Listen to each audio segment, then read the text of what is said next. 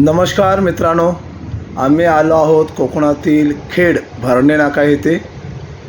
आज या ठिकाणी मुंबईवरून प्रवास करण्याचं कारण एवढंच आहे की कुणबी समाज परिवर्तन परिषद एक दिवसीय या ठिकाणी संपन्न होते। जोगळे बंधू मल्टीपर्पज हॉल भरणा नाका खेड येथे या परिषदेचं आयोजन कुणबी समाजोन्नती संघ शाखा तालुका खेड यांच्या वतीने आयोजित करण्यात आलेले आहे। नमस्कार सर।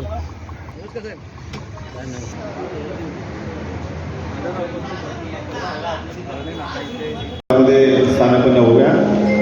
आपण या कार्यक्रमाची सुरुवात करत आहोत। या कार्यक्रमाचे प्रमुख समाजाचे प्रेरक, समाजाचे नेते, महापुरुष यांना पुष्पहार अर्पण करण्यात येत आहेत।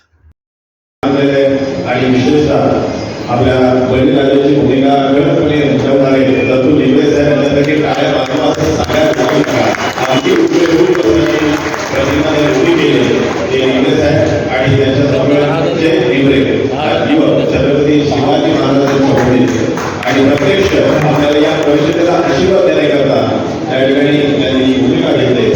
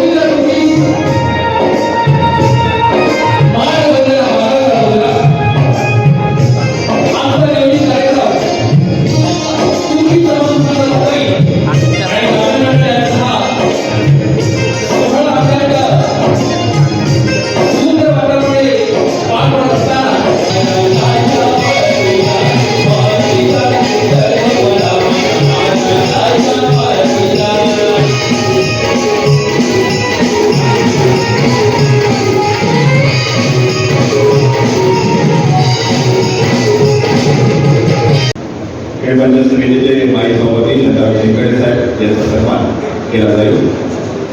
सुरेश माडेकर साहेब यांच्या शुभ हस्ते कुणबी समाजोन्नती संघ मुंबई उपाध्यक्ष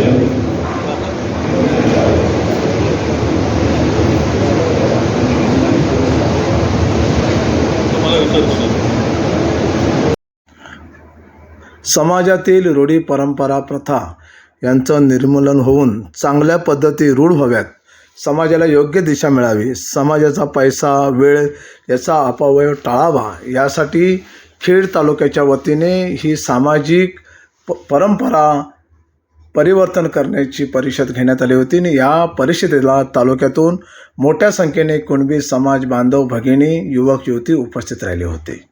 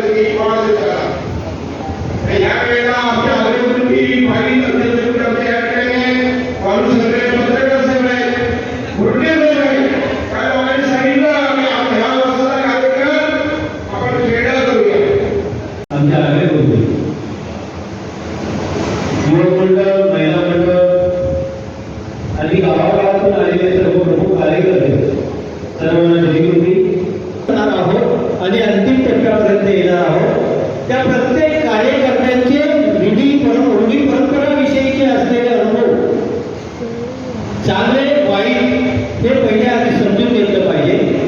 आम्ही एक दिवस पूर्णपणे समाजातले प्रत्येक वाडीचा गावाचा गावकरी त्या वाडीतला प्रमुख कार्यकर्ता यांचा विचार मंथन ठेवलं पूर्ण दिवस आणि ज्या विषयासाठी आम्ही निर्णय घेणार आहोत त्या निर्णयाविषयी त्यांची मतं जाणून घेतली।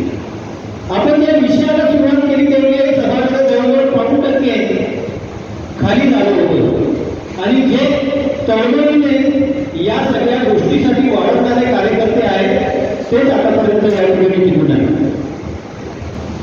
कारण कुणबी समाजाची संघ ही मातृसंस्था 1920 साली स्थापन झाली।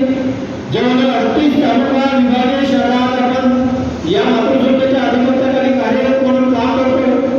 त्यापैकी एक असलेली शाखा तालुका खेड मुंबई आणि ग्रामीण। मित्रांनो एक गोष्ट लक्षात घेतली पाहिजे की मुंबई शाखा ही संघाची अधिकृत शाखा आणि त्याला पर्याय म्हणून आपली ग्रामीण शाखा आहे।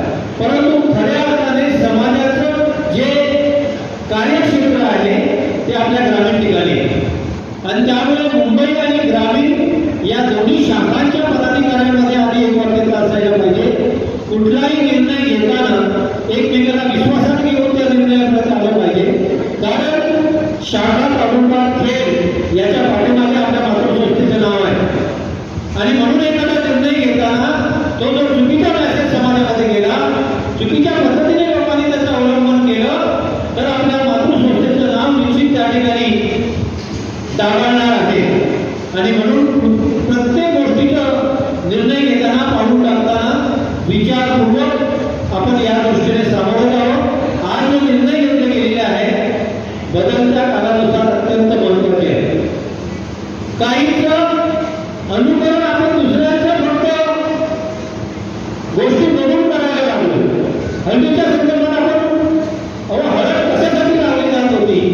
गावात कष्ट करणारा आपला मुलगा किंवा मुलगी ती शेतात राबत होती, उन्हातानात राबत होती, किंवा त्याच्या लग्न कार्यामध्ये ती छोटीशी तुकतुकीत दिसावी, तिचा चेहरा चांगला वाटावा, तिला काय जर व्याधी असतील त्याच्यातून त्या हळद ही गुणकारक आहे आणि म्हणून ते हळद लावून तिचा चेहरा किंवा मुलीचा चेहरा मुलाचा चेहरा तुकतुकीत करावा या दृष्टीने ही प्रथा पूर्वापार परंपरा सुरू आली। आज काय झाले? आज हळदीच्या नावाखाली आम्ही इतर समाजाचं अनुकरण करून नको त्या अवलंबन वाढवतो आणि या बाबतीत तुम्ही जे विचार मांडलेले आहेत त्या विचाराच्या अनुषंगाने पुढे जायचं म्हटलं हळद कोणाला लावायची? मुलीला, लग्नाच्या मुलाला। आता आपण एकमेकाला हळद लावायला सुरुवात केलेली आहे। जे तिथं येतात जेवढे लोक येतात त्या सर्वांना हळद लावण्याचा प्रकार होतो। काय चाललंय मित्रांनो?